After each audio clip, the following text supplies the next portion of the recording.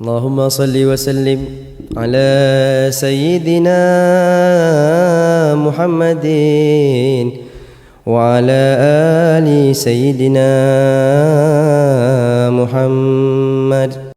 Bagaimana mungkin aku ungkapi betapa rindu di hati ini pada dirinya yang baik hati, insan mulia lagi terpuji. Ku hanya insan berlumur dosa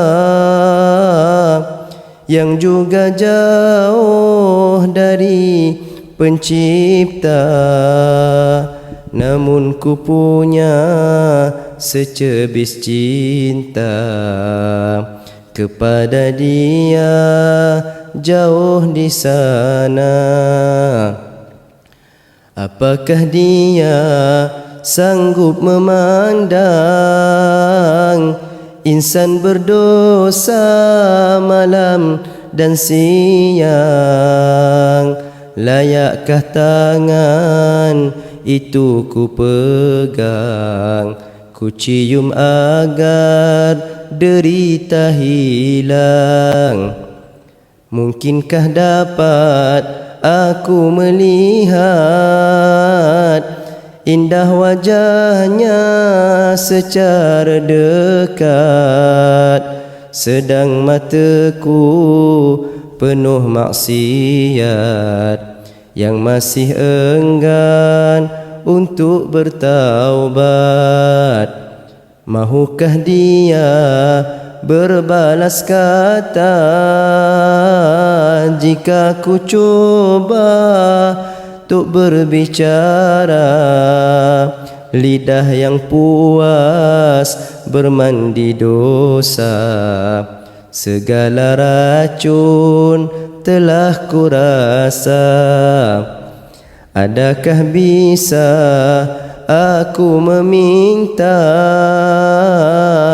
seteguk dari air telaga di saat insan dalam dahaga, hampir mereka pada binasa?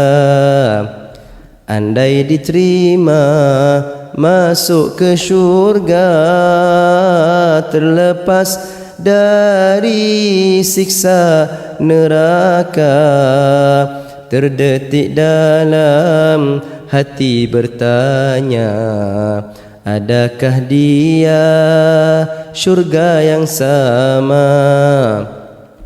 Namun ku tahu hatinya suci, takkan menolak tetamu ini.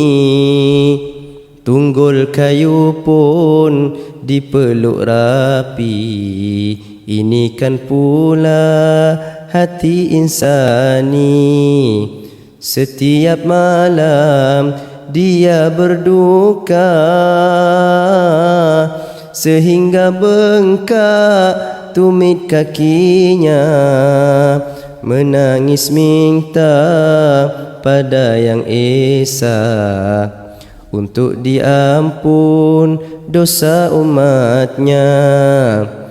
Ku hanya punya satu matlamat agar ku bisa dapat syafaat untuk bersama Nabi Rahmat di negeri kekal hari akhirat.